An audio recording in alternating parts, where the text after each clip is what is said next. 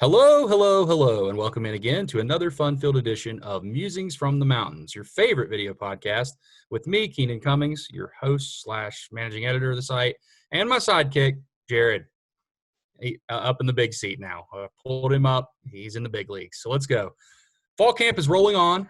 It's a little different this year. It doesn't seem like it, Jared. You know, a lot of us are still sitting at home, not going to practice, not getting to see some of the things we typically see.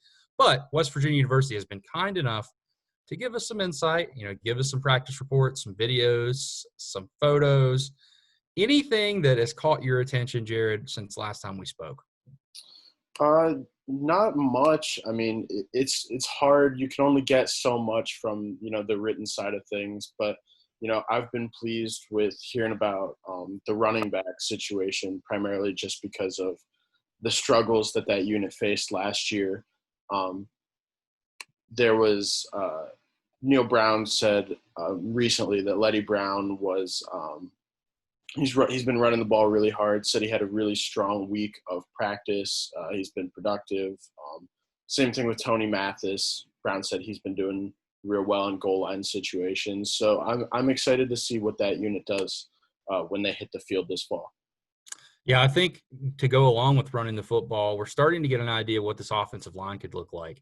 The interior really seems, at least from what we've been told, what's been shared with us, that the interior really seems to be that combination of Mike Brown, Chase Barrett, and James Gamitter. Those three have played a lot of football, here at West Virginia, some more than others. But, Gamitter, you could argue, outside of Colton McKivitz, was maybe your best offensive lineman at the end of last season.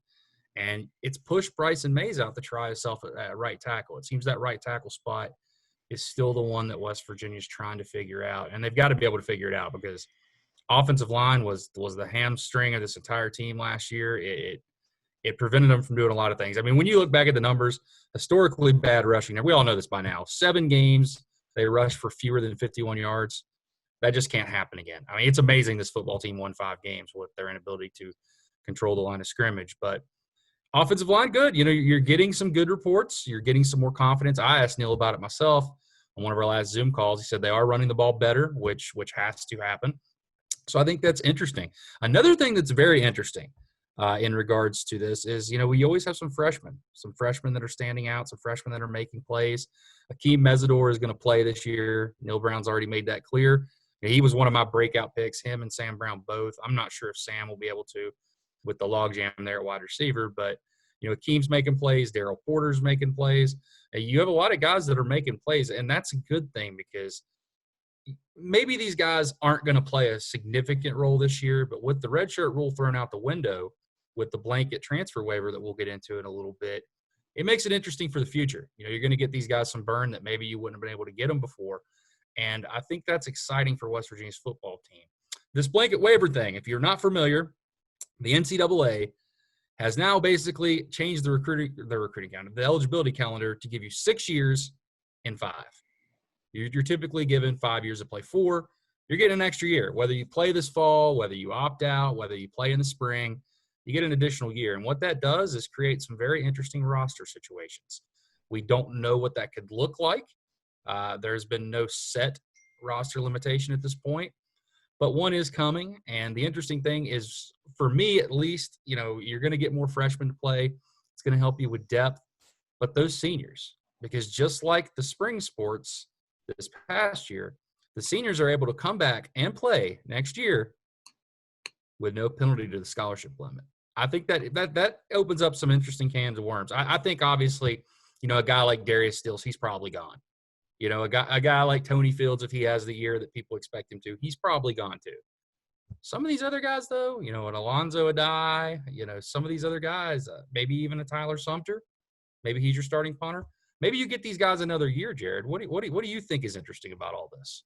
Yeah, you hit it right on the head. Guys like, Darius Stills probably gone, but, there are so many different players up and down this roster that, I look at a guy like TJ Simmons, for example, a key factor in that wide receiver room. But at the same time, it's a very deep position, and they're currently set to bring in a 4-star and a 3-star recruit at the position in the class of 2021. So where does that leave a guy like TJ Simmons, who, mind you, has a family that, he has to start thinking about. So I'm actually doing a little bit of a write-up now. We'll have more on that later this week. But it's definitely a very interesting situation to think about moving forward. Yeah, and it's going to change a lot. Guys you think might stay now will probably play them way out of it, and vice versa. It's going to change a lot. And remember, this isn't just for seniors. We're just talking about seniors. Every single player is getting an additional year of eligibility. And the good news about that for a team like West Virginia is they're already operating at a scholarship deficit. So that's more scholarships and an ability to kind of build your roster up almost without having to recruit for it. What's going to be really interesting from the recruiting side is how it affects numbers, with classes moving forward, how it affects decisions for guys you were involved with that were banking on playing early, because the whole thing's a little bit different, but that's going to be figured out in the future. For now, the important thing to remember is everybody gets a free year. Free. Give it away. Everybody likes things that are free. But I wish I could get a free year as a student. I'd love to cover the Mountaineers for another year. Well, you can apply to the NCAA. Everybody else is doing it. Hey, I mean, they didn't have walk-on tryouts this year, so I'm not sure what to do. Good point. But thank you for tuning in again. This has been another fun-filled edition. We'll be back soon. Kind of look at some recruiting things next time as well. I'd like to dive into some of the board, what's left. West Virginia has 14 commits right now. We mentioned how things could look different with the scholarship numbers.